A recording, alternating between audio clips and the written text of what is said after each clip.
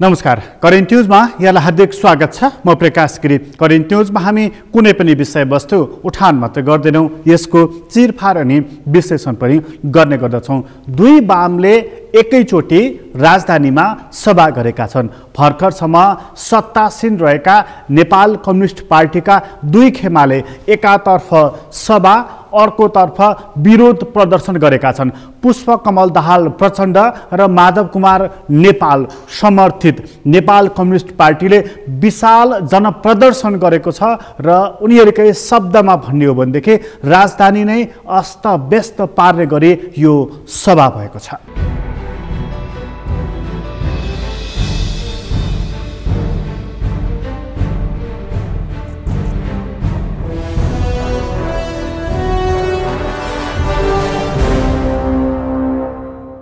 विशाल प्रदर्शन प्रचण्ड माधव समूहले गरेको छ।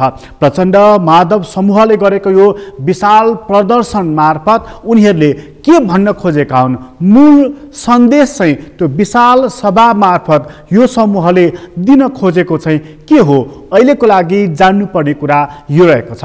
रत्न पार्कमा प्रचण्ड माधव समूहले सभा गरिरहँदाखेरि त्योभन्दा केही किलोमिटर दक्षिणमा प्रधानमन्त्री तथा नेकपा ओली समूहका प्रमुख केपी ओलीले अर्को सभा गरेका थिए र त्यो सभामा पनि उनले अर्को सन्देश दिने कोसिस गरेका थिए।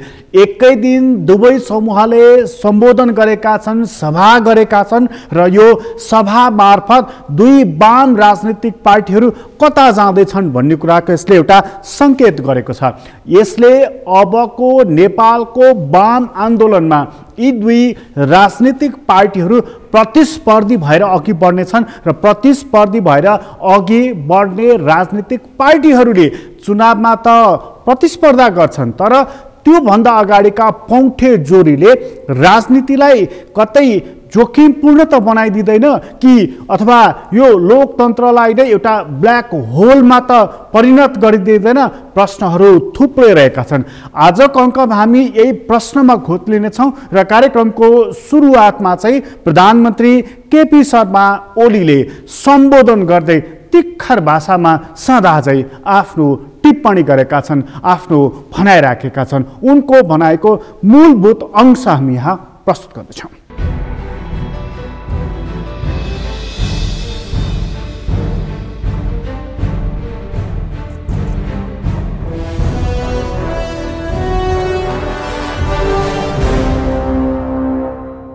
यो केपी ओली भन्ने कस्तो जातका मान्छे फेला पर्यो भने उनलाई अहिले एक नम्बर अपराधी नेपालको प्रचण्डै हो भन्ने लाग्छ र उनको मिसन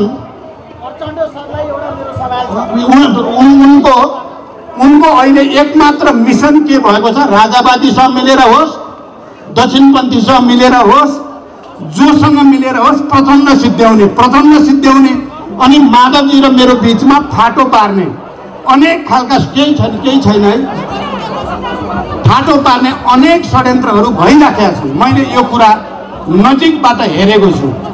माधवजीले भन्नुहुन्छ, आज त अलि अर्को भाषामा भन्नुभयो, उहाँ मैले बालुवाटारमा पुच्छर सिधा गर्ने, केपीजीको पुच्छर सिधा गर्ने भनेर तेल लागो गरे, तर अब त्यो पुच्छर के गरी सिधा हुने थिएन, सिधा भएन पनि। त्यो काम हामी सबैले पनि गर्न खोज्यौँ, हुने कुरा थिएन। त्यसकारण अन्ततः यो प्रवृत्तिका विरुद्ध सङ्घर्ष गर्नुको अर्को कुनै विकल्प थिएन र यो सङ्घर्ष गर्न हामी तपाईँहरूसँगै आउनु पर्थ्यो। तपाईँहरू बिना यो सफल हुने कुरा थिएन। हामी एक दुईजना नेता मात्रैले पुरा गर्न सकेनौँ। मैले यसमा आत्मालोचना गरि नै सकेको छु, तर जनता साथमा भइसकेपछि फेरि इतिहासको कुनै पनि तागतले हामीलाई हराउन सक्दैन। यो कुरा पनि पटक पटक प्रमाणित भएको छ। मैले अहिले यो प्रतिगमनका विरुद्ध आवाज उठाउने सबै जनसमुदायप्रति हार्दिक बधाई र धन्यवाद भन्न चाहन्छु। र यो प्रक्रियामा यो प्रतिगमनै हो, यो असंवैधानिक नै हो, यो अलोकतान्त्रिक नै हो, यो स्वेच्छाचारी नै हो, यो निरङ्कुश नै हो भनेर आवाज उठाउने सबै संविधानविद, पूर्व प्रधान न्यायाधीशहरू सबैप्रति पनि म यो मञ्चबाट आभार प्रकट गर्न चाहन्छु।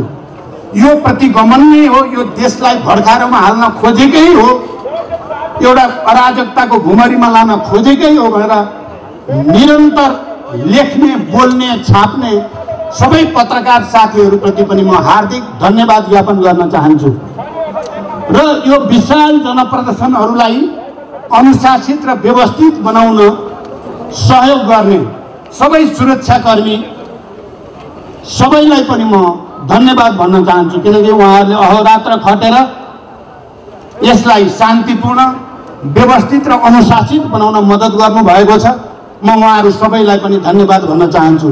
ती सबै कर्मचारी र कर्मचारी तन्त्रमा काम गर्ने सबै मित्रहरूलाई पनि म धन्यवाद भन्न चाहन्छु, जसले केपी ओलीको दबाब, धम्की र प्रलोभनलाई सिचोलेर त्यसको दबाब र धम्कीको अगाडि नझुकिकन यहाँ उपस्थित हुनुभएको छ र चुनौती दिनुभएको छ। म उहाँहरूलाई पनि पार्टीको तर्फबाट धन्यवाद भन्न चाहन्छु।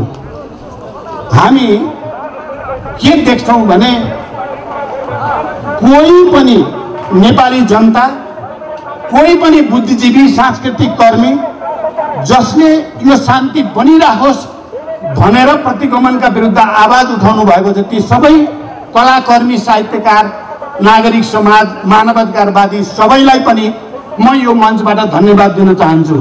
अहिले माधवजीले भने जस्तै म समेत बसेर हामीले लिडरहरूले सुनेका छौँ, पत्रकार र केही सम्पादकहरूले हामीलाई तपाईँहरूले खालि केपीलाई गाली गरेर मात्रै हुँदैन भन्ने कुरा हामीले राम्रोसँग महसुस गरेका छौँ। हामीले हाम्रै कमजोरीको पनि समीक्षा गर्नुपर्छ, हामीले आफूलाई सच्याउने कुरालाई पनि महत्त्वका साथ लिनुपर्छ भन्ने कुरा, त्यो प्रतिबद्धता म फेरि दोहोऱ्याउन चाहन्छु।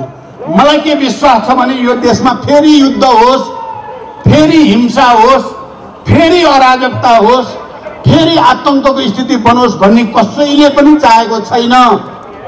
सम्मानित सर्वोच्च अदालतका हाम्रा सम्मानित न्यायाधीशजीहरू कोही पनि यो देशमा फेरि द्वन्द्व, फेरि अराजकता, फेरि हिंसा चाहनुहुन्छ भनेर म कल्पना पनि गर्न सक्दिनँ। तर यदि केपी ओलीको निरङ्कुश, केपी ओलीको स्वेच्छाचारी कदमलाई सही ठहर्याउने काम भयो भने म त अब फेरि युद्धमा जाने कुरा पनि छैन, फेरि हिंसाको कुरा पनि छैन। शान्तिपूर्ण बहुदलीय प्रतिस्पर्धामा कमिटमेन्टको साथ तीनवटा चुनाव हामी लडिसक्यौँ। यहाँ म त्यो भाषा मेरो छैन, शान्तिपूर्ण नै हो। यदि त्यसो भयो भने शान्तिपूर्ण रूपले यसरी नै जनता, लाखौँ लाख जनता निरन्तर सडकमा अपिल गरेर भए पनि गल्ती सच्याउने, निरङ्कुशता सच्याउनेमा त मेरो निरन्तर प्रयास भइ नै राख्छ। तर त्यस्तो केपीको निरङ्कुशतालाई प्रोत्साहित गर्ने काम भयो भने नेपालको शान्ति प्रक्रिया डिरेल हुन्छ भन्ने मलाई ठुलो चिन्ता छ। म बडो गम्भीर शब्दमा म सबैलाई अपिल गर्न चाहन्छु, यो देशलाई बर्बाद हुने बाटोमा हामी कसैले कुनै कारणले पनि लाने भूमिका नखेलौँ। धेरै ठुलो मूल्य चुकाएर नेपालमा सङ्घीय लोकतान्त्रिक गणतन्त्र र शान्ति प्राप्त भएको हो, लोकतन्त्र र शान्ति प्राप्त भएको हो।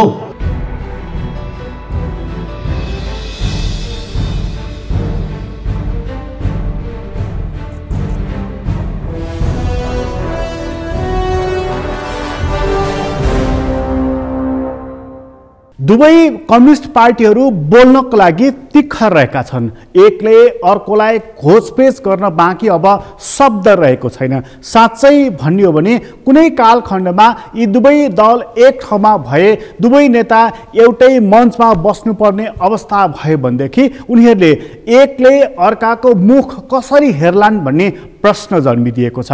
तर यो कुराको प्रवाह दुवै कम्युनिस्ट पार्टीले ख्याल गरेका छैनन्।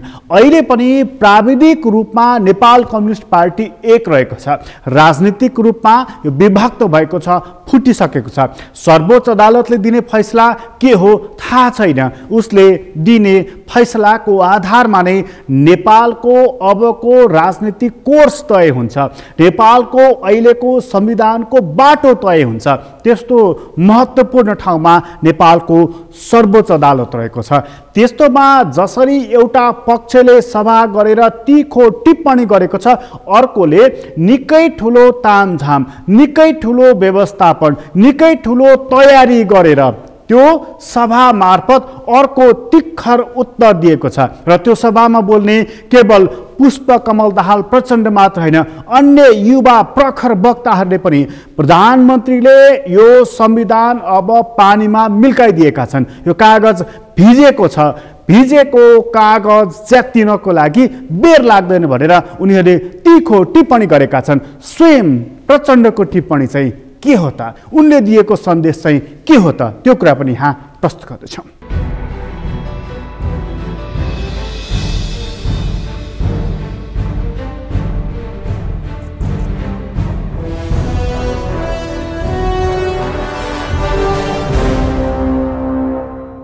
भेडाको सङ्गत 3 वर्ष गर्दाखेरि पनि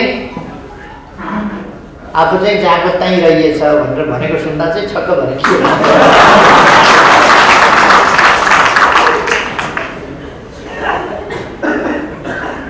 यस आगामी निर्वाचनले लोकतन्त्रलाई बलियो बनाउनु पर्दछ, लोकतान्त्रिक अभ्यासलाई सफल पार्नु पर्दछ। यस निर्वाचनले संविधानलाई कसैले हरण गर्न नसक्ने गरी बलियो बनाउनु पर्दछ। यस निर्वाचनले जनताका अधिकार तलमाथि हुन नसक्ने गरी, जनताले प्राप्त गरेका अधिकारहरूको रक्षा, ती अधिकारसम्म पुग्नका लागि अवसरहरूको सुनिश्चितता र हामीले अगाडिको लागि जुन बाटो तय गरेका छौँ त्यसतर्फ अगाडि बढ्ने कुराको सुनिश्चितता गर्ने त्यो फैसला गर्नुपर्छ, त्यो तय गर्नुपर्छ। यस निर्वाचन यस देशको सार्वभौम सत्ताको रक्षा हुने परिस्थितिको ग्यारेन्टी गर्नुपर्दछ। बाह्य शक्तिहरूको इसारामा देशमा अस्थिरता खडा गर्न खोज्ने तत्त्वहरू नक्सा छापे बापत, संविधान संशोधन गरे बापत प्रधानमन्त्री हटाइहाल्नुपर्छ भनेर तत्कालबाट खेती सुरु गर्नेहरू, त्यस्ताहरूका हातमा देश गयो भने प्राप्तिता के हुन्छ?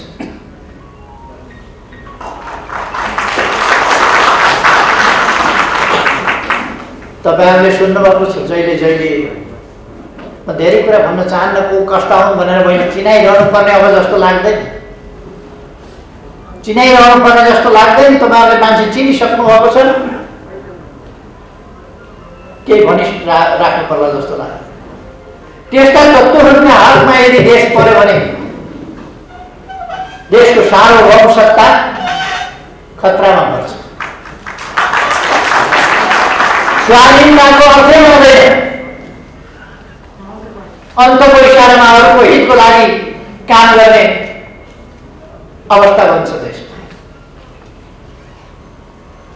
भौगोलिक अखण्डताको अर्थै हुँदैन, नक्सा मेड इन छतेरी। त्यसकारण यी कुराहरूको सुनिश्चित गर्ने गरी आगामी निर्वाचनमा हामीले प्रस्तुत हुनुपर्नेछ, जनतालाई सचेत गराउनु पर्नेछ, सङ्गठित गराउनु पर्नेछ।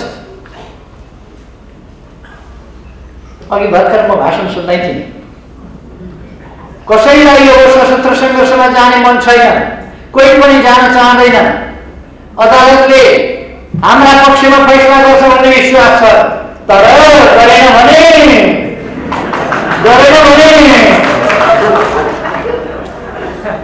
अब तपाईँहरू बुझ्नुहोस्,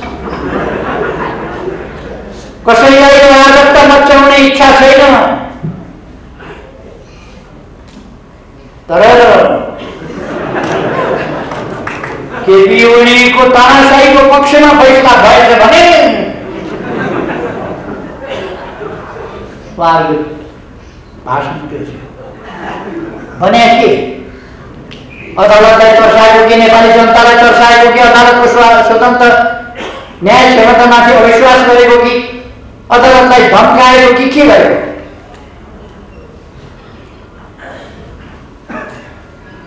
खै नेपाली जनताले यस्ता कुरा आफै बुझ्छन्।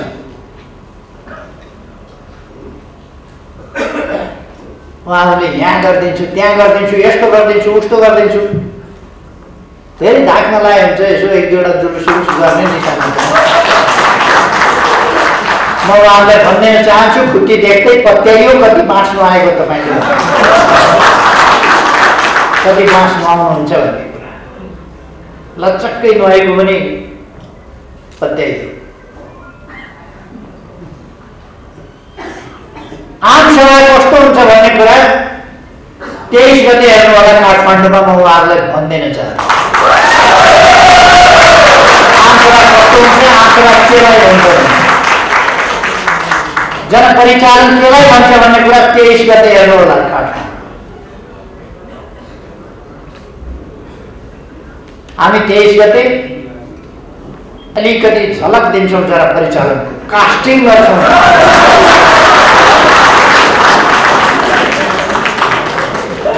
साँच्चैको जनसभा त्यसपछि आउँछ, जनप्रदर्शन त्यसपछि आउँछ। त्यसकारण हामीले 23 गते यो बिचमा हामी अलिकति बढी नै व्यस्त भयौँ, नत्र हामी उहाँहरूलाई आजको भोलि नै देखाइदिन्थ्यौँ जनसभा कस्तो हुन्छ।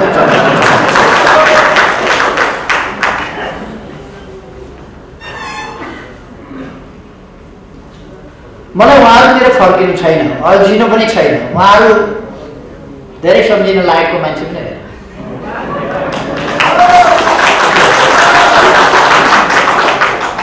हामी एउटा अभियानमा छौँ, हामीले लामो समय सङ्घर्ष गरेका छौँ। कतिपय साथीहरू अचम्म लाग्छ,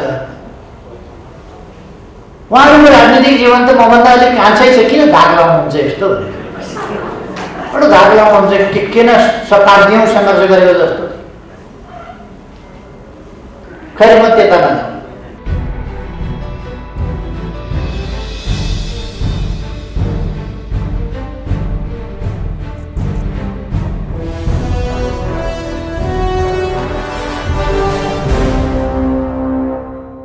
त्यसो त हरेक दिन जसो नेताहरू सम्बोधन गरिरहेका छन्। दुवै खेमाका अध्यक्षभन्दा मुनिका नेताहरू हरेक दिन बोलिरहेका छन्, तीखो टिप्पणी गरिरहेका छन्। कहिले प्रधानमन्त्री हामी कालो झण्डा फहराउँदैनौँ पेरिस डाँडामा जस्तो भनेर टिप्पणी गर्छन्, त कहिले पुष्पकमल दाहाल प्रचण्ड संविधानको हत्या प्रधानमन्त्रीले गरेका छन् भनेर निकै ठुलो आक्षेप लगाइदिन्छन्। यो आरोप प्रत्यारोप, यो मुखामुख, यो बाजाबाज सार्वजनिक मञ्चबाट भइराखेको छ र देशको ठुला राजनीतिक पार्टीहरूको बीचमा भएको यो बाजाबाजले नेपालको लोकतन्त्रको भविष्य कति सुरक्षित हुन्छ प्रश्न चाहिँ त्यहाँनिर रहेको छ।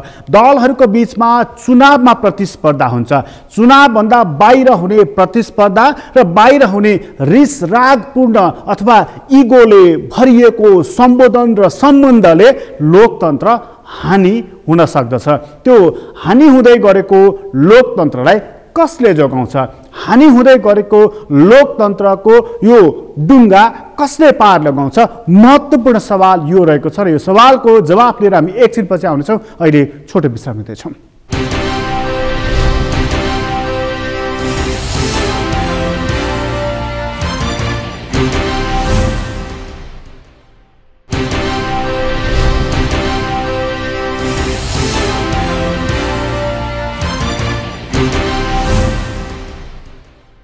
विश्रामपछि पुनः स्वागत छ। हामी करेन्ट न्युजमा छौँ र करेन्ट न्युजमा हिजोसम्म सत्तारूढ दोहोऱ्याएका दुवै नेपाल कम्युनिस्ट पार्टीहरू अहिले दुई खेमामा छन्। एउटा धुम्बाराईमा छ, अर्को पेरिस डाँडामा रहेको छ। दुवै समूह अर्को कित्तामा उभिएर एकले अर्कोलाई थारे हात लगाउन थालेका छन्। शब्दहरू यस्ता चयन गर्न थालेका छन् जुन सुन्न भन्नको लागि पनि राजनीतिक रूपमा अलि अप्ठ्यारो हुने खालको अवस्था बनिसकेको छ।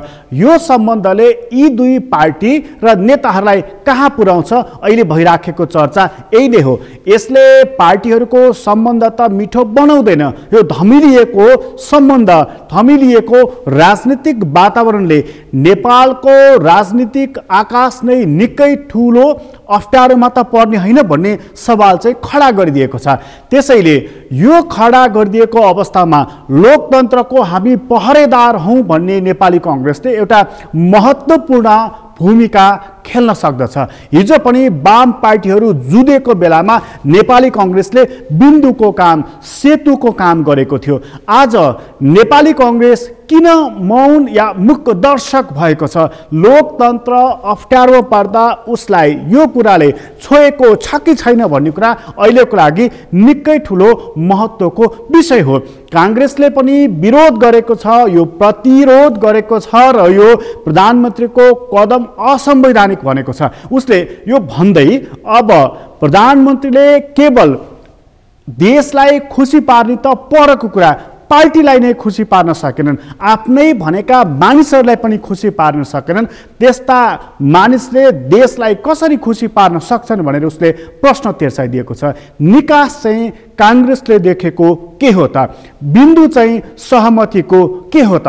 कांग्रेसको भूमिका त्यसबीचमा के हो त? हामी एउटा भनाइ यहाँ प्रस्तुत गर्दैछौँ।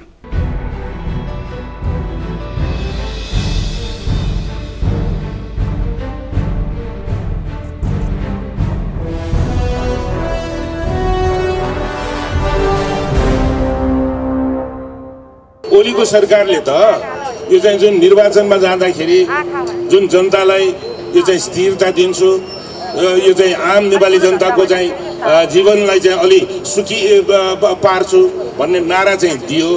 तर अब सुखी त कसलाई सुखी गरेको छ त भन्नाले ओली र उसको आसपासे र चाहिँ नेपाल कम्युनिस्ट पार्टीका मान्छेहरू बाहेक अरू आम नेपाली जनतालाई त के पनि दिएको छैन नि त।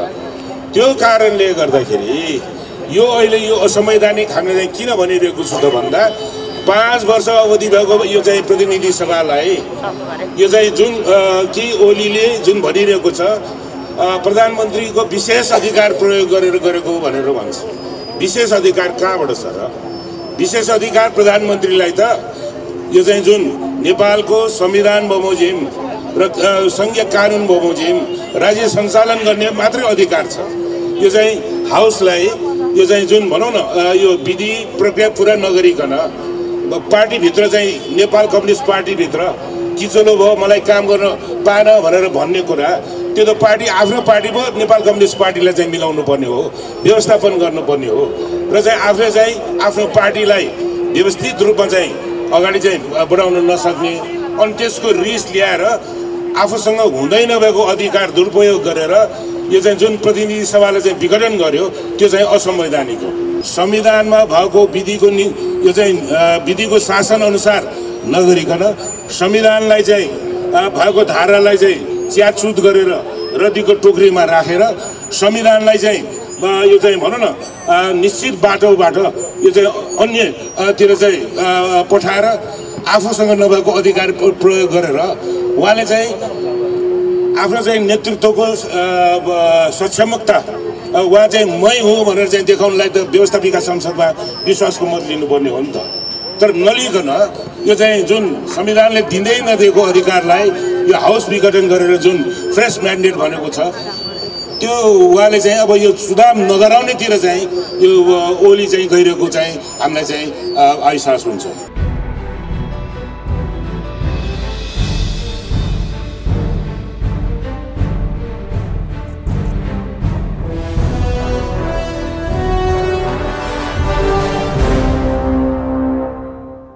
प्रश्नहरू थुप्रै उठेका छन्। थुप्रै उठेका प्रश्नहरूको जवाफ दिनुपर्ने छ व्यवहारले। उठेका प्रश्नहरू केवल प्रश्नको रूपमा रहेका मात्रै छैनन्। प्रश्नले अर्कोलाई फेरि प्रश्न गरिराखेको छ। आज प्रश्न सबैका सामु उभिएको छ र प्रश्न सबैले गरिराखेका छन्। अब के हुन्छ भन्ने अहिलेको लागि मूल्यवान प्रश्न बनेको छ र सबैले यही प्रश्न गरिराखेका छन्। के हुन्छ भन्ने प्रश्नको उत्तर चाहिँ सर्वोच्च अदालतसँग बाहेक बाँकी कसैसँग रहेको छैन। यस्तो बेलामा राजनीतिक पार्टीहरूले एउटा विवेकपूर्ण निर्णय, विवेकपूर्ण बाटो हिँड्न सक्नु पर्दछ, अन्यथा राजनीति भँडखालोमा जान सक्दछ। राजनीति त्यो अँध्यारो सुरुङतर्फको यात्रा गर्न सक्दछ। त्यस्तो बेलामा हामीले ध्यान दिनुपर्ने कुरा चाहिँ के हो त? एउटै वृत्तमा किन राजनीति घुमिरहेको छ त? यसको पछाडिको कारण चाहिँ के हो त? हामी एउटा रिपोर्ट यहाँ प्रस्तुत गर्दैछौँ।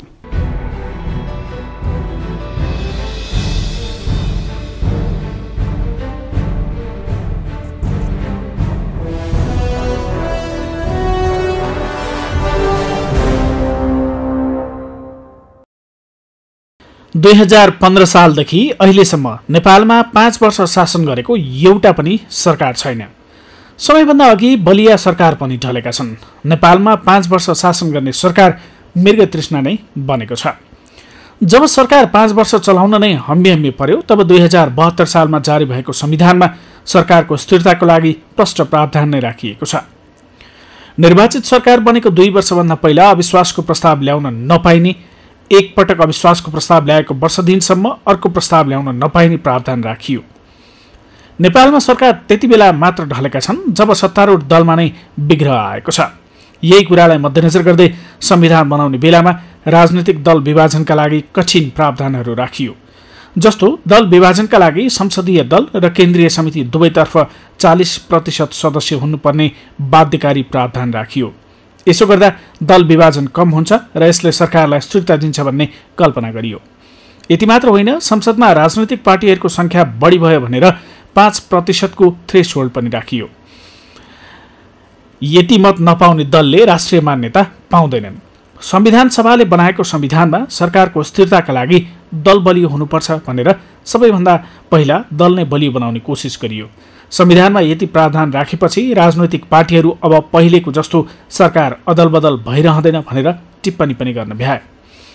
एकातिर सरकारको स्थिरताका लागि यस्ता प्रावधान राखियो भने अर्कोतिर प्रधानमन्त्रीको सनकको प्रहार संसदमाथि नपरोस् भनेर संसदविहीनताको परिकल्पना गरियो, अर्थात् संसद अविच्छिन्न रूपमा रहने व्यवस्था गरियो। संसदीय कालखण्डमा नेपालका 2047 सालदेखि 2059 सालसम्म 4 पटक संसद विघटनको प्रयास भयो, जसमध्ये गिरिजाप्रसाद कोइरालाले 2051 सालमा गरेको प्रयास सफल भयो भने बाँकी 2 प्रयास विफल भयो। तर 2058 सालमा शेरबहादुर देउवाले संसद विघटन गर्दा नेपालले लोकतन्त्र नै गुमाउनु पर्यो। यस्तो तितो अनुभव बोकेको हुनाले नेपालको संविधान बनाउँदा प्रधानमन्त्रीले झोक चलेको दिन संसद विघटन गर्न नसकुन् भनेर संसद विघटन गर्न नपाउने प्रावधान राखियो।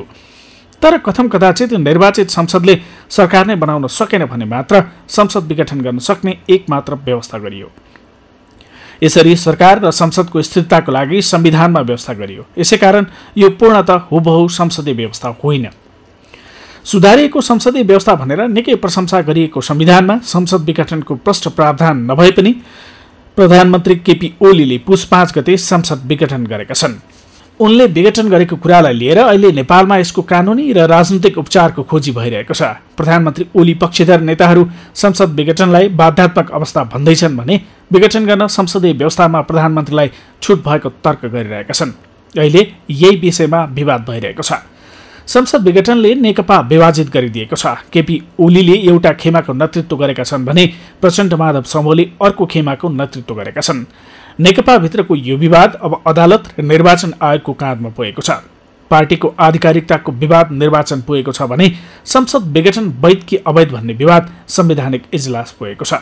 यी दुई निकायले गर्ने फैसलाले नेपालको अबको राजनीति कता जानेछ भन्ने निर्दिष्ट गर्छ।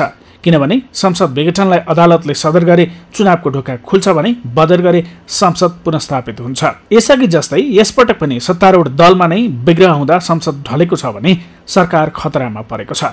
सरकार काम चलाउ भइसकेपछि चुनाव हारेका सांसद नै नभएका नेतालाई राखेर प्रधानमन्त्रीले हालै मात्र मन्त्री नियुक्त गरेका छन्। यसको संवैधानिक हैसियत के हुने भन्ने प्रश्न झन् ठूलो भएको छ। कतिसम्म भने उनले संविधानको कुन धारा अन्तर्गत मन्त्री परिषद पुनर्गठन गरे भन्ने नै जवाफ दिन सकेका छैनन्। प्रधानमन्त्री ओलीले कामै गर्न नपाएकाले संसद विघटन गरेको बताएका छन्, तर उनले काम गर्न नपाएको संसदको कारणले हो कि पार्टीको कारणले, यो सवाल अहिले गर्न थालिएको छ। उनलाई पार्टीले असहयोग गरेको थियो, तर प्रहार संसदमाथि भएको छ। तर अहिले संसदमाथिको यो प्रहार यहाँ पुगेर टुङ्गेको छैन, बरु अन्यत्र पनि बढ्न थालेको छ। संसद नभएपछि पार्टी फुटेको छ र यसको सोझो असर प्रदेश सरकारहरूमा पनि पर्न थालेको छ। नेकपाभित्र केन्द्रमा देखिएको विभाजनको असर प्रदेशमा पुगेपछि अब नयाँ समीकरण र नयाँ सरकार बन्ने देखिन्छ। तर केन्द्रमा संविधानमाथि जुन खेलवाड भएको छ, के यो प्रकरण यतिमै रोकिएला वा योभन्दा बढ्ता अझ थप असंवैधानिक कदम पनि चालिएला? मुख्य सवाल यहाँ खडा भएको छ। संसद विघटनसँगै अहिले आन्तरिक वातावरण पुरा गिजोलिएको छ भने बाह्य वातावरण पनि बदलिएको छ। पार्टी विभाजनपछि चिनिया राजदूतको सक्रियता, चिनिया विशेष टोलीको भ्रमणले धेरै कुरा पटाक्षेप गरिदिएको छ। यता दक्षिणी छिमेकी भारतमा परराष्ट्र मन्त्री प्रदीप गेवाली पुगेर फर्केका छन्, तर उनले भारतमा खास महत्त्व पाएको देखिएको छैन। घरेलु वातावरण बिग्रेको र बाह्य वातावरण अनौठो बन्दै गइरहेका बेला धेरै कुरा सर्वोच्च अदालतमा निर्भर हुनेछ। चुनावका लागि फैसला गर्दा राजनीतिले एउटा दिशा लिनेछ भने संसदको पुनर्स्थापना हुँदा राजनीतिले अर्को मोड लिनेछ। तर संसद विघटन हुने अनि चुनाव पनि नहुने र राजनीतिक ब्ल्याक होलमा प्रवेश गर्ने त होइन भन्ने नयाँ आशंका पनि यही बीचमा जन्मिएको छ।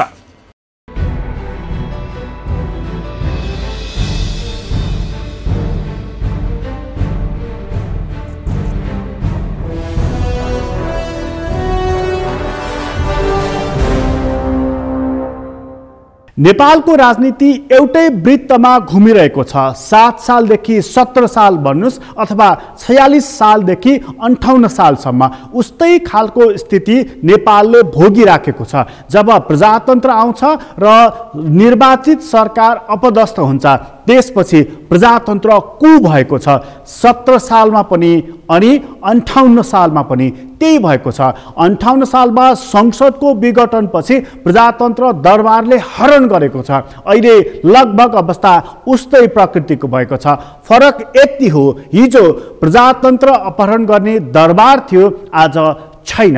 आज साँच्चीकै लोकतन्त्र खतरामा छ कि आज संसद विघटन एउटा घटना मात्रै हो? आजको लागि महत्त्वपूर्ण सवाल यही रहेको छ। तर नागरिक समाजदेखि लिएर प्रबुद्ध व्यक्तिहरूसम्मले अहिलेको संसदको विघटनलाई प्रारम्भ मानेका छन् र संसदको विघटनबाट अरू विग्रहको प्रारम्भ हुन्छ, अन्त्य चाहिँ व्यवस्था ढल्नेसम्मको हुन सक्छ भनेर एउटा डर पैदा गरेका छन्। वास्तवमै त्यसो हुन्छ कि अन्य कुरालाई प्रधानमन्त्रीले एउटा सुरक्षित अवतरण गराएर यो मुलुकलाई डिरेल भएको रेललाई पुनः ट्र्याकमा ल्याउनेछन्, अथवा त्यो क्षमता उनले गुमाइसके? प्रश्नहरू यिनै रहेका छन्। अदालतमा धेरै कुरा निर्भर रहेको छ। यदि चुनावको बाटोतर्फ गयो भनेदेखि वैशाखमा चुनाव हुने छैन। वैशाखमा चुनाव भएन भने संविधानमा फेरि आघात पर्नेछ र असारसम्म संसद रहेन भनेदेखि संविधान निकै ठुलो खतरामा पर्नेछ। खतरा जताततै मण्डराइरहेको छ। यो मण्डराइरहेको खतरालाई पुनर्स्थापना भयो भने कम क्षति हुन्छ भनेर प्रचण्ड माधव समूहदेखि अन्य नेताहरूको पनि यही भनाइरहेको छ। यस्तोमा अब राजनीतिक पार्टीहरूको हातमा त निर्णयको अधिकार रहेन, कुरा रहेको छ अदालतमा।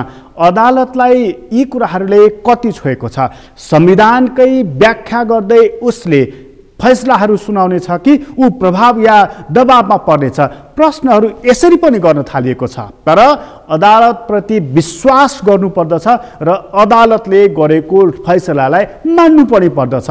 हामीले राजनीतिक वातावरण शुद्ध बनाएनौँ भनेदेखि यसले यसपछिका घटनाहरू असंवैधानिक हुनेछन् र अहिले संसद विघटनपछि संवैधानिक काम र कुराहरूको कल्पना गर्न छाडिदिनुस् भनेर प्रश्नहरू त्यसै कारण भइराखेका छन्। दोष कसलाई दिने? संविधानलाई दिने कि अहिलेको राजनीतिक नेतृत्वलाई दिने? राजनीतिक नेतृत्वले मात्रै भारी बोकेर पुग्छ कि उसलाई अप्ठ्यारो पार्ने अन्य तत्त्वहरू पनि यसमा जोडिएका छन्, जेलिएका छन्? प्रश्नै प्रश्न छ, प्रश्नै प्रश्न छ र उत्तर एउटै मात्र रहेको छ, अदालतलाई हेरौँ पर्खौँ भनेर। करेन्ट न्युज अहिलेलाई यति नै करेन्ट न्युजबाट म प्रकाश गिरीलाई बिदा दिनुहोस्। सगरमाथा टेलिभिजन हेर्दै गर्नुहोला। नमस्कार।